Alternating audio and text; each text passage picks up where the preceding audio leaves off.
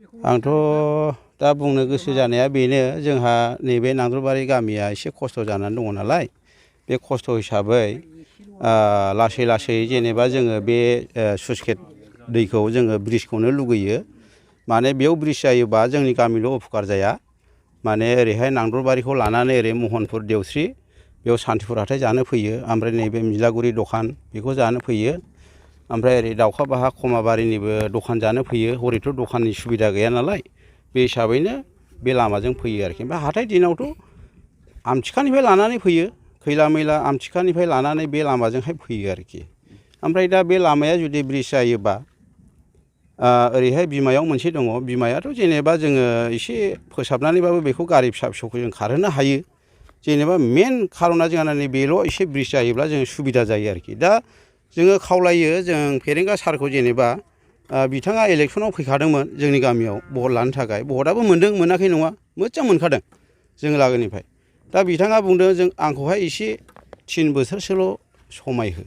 3 बोसोरसो समाय होयोब्लानो नोंथांमोननि नैबे स्लुइस गेटखौ आङो ब्रिज खालामनानै होगोन बिथाङा बे खोथाखौ बुंदोंमोन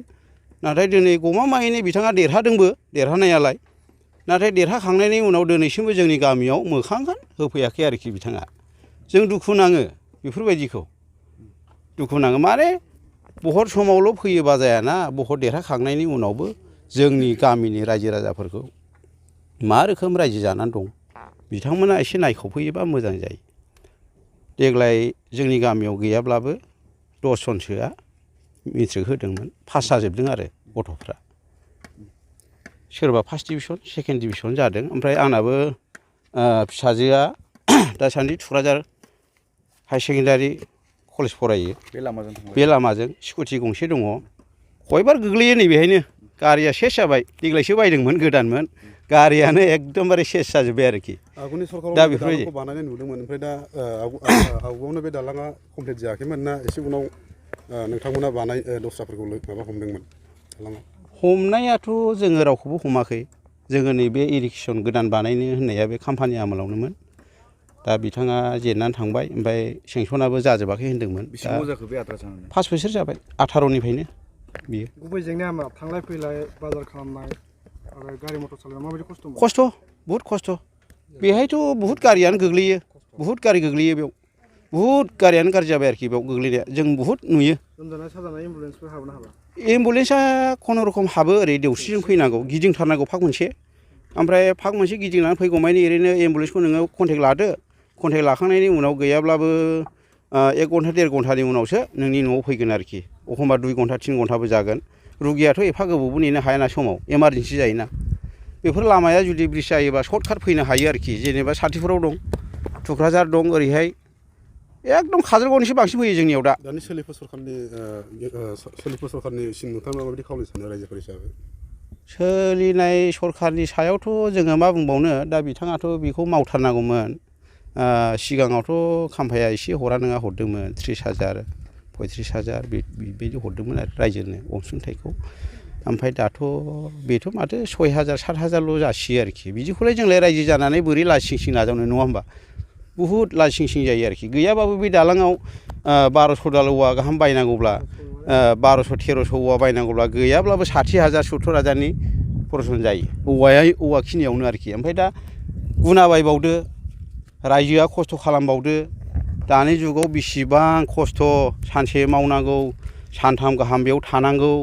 रायजोआवबो फिसा फिसौ खामानि जाबावदो मिथिं दावथिं ओंखारबावदो खामला मावनानै जाग्राफ्रा बुहुद खस्थ' मोनो आरोखि दैज्लां बोथोराव दै देरनायजों दालांखौ बुखारो नामा दैज्लां बोथोराव दै देरनायजों दालाङा बुखारफेराखै खिन्थु बाइक सालायनायावसो बायो आरोखि दालाङाथ' बिराद गोजौ नालाय बारजों ना दैजों थांखो खनसे थांनाय जादों आरोखि गुरलाबा दा बानायबाय थानाया गामिनि रायजो राजा फैसा खरसा खालामना बानायदों नामा औ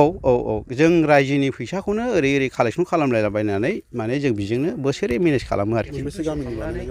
बानायनायाथ' जोङो बे नांदलबारि गामिनिल'सो बानायो ओमफ्राय महनपुरनि सासे सानै फैदेरो आरो बेस्राफोर बिथांमोनाबो गथ'फोरा थुक्राझार स्कुलाव हाबहैयो बुहुद दं सावथाल गथ'फोरा थुक्राझार स्कुलाव थांनाया दा बेनिखायनो बिथांमोनाबो सासे सानै फैयो औवा होफैयो सोरबाबा औवाल' होफैनानै बेस्थ' होननानै थाङो बेफोरबायदि आरो मा औ गोजोनबाय दे नोंथांमोना बेबायदि भुगिनांनानै दंमोन आदसा जोंथ' आजिलै 5 बोसोर जाबाय बिराद जोंहा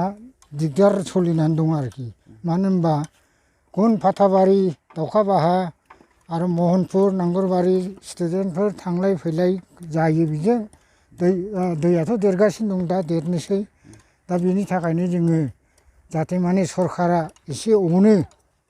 अनसुंथाइ हरो खोमा होननानै जोङो बुंनो सानदों आरो बेसे गोबाव जाखो बे दालाङा बेबायदि अबस्थायाव 5 बोसोर जाबाय 5 बोसोर नोंथांमोना सिगांनिफ्रायनो बेबायदि बेबायदिनो रायजो राजाफ्रा ओंखारनानै औवानि दालां होनानै जों माबायो आरोखि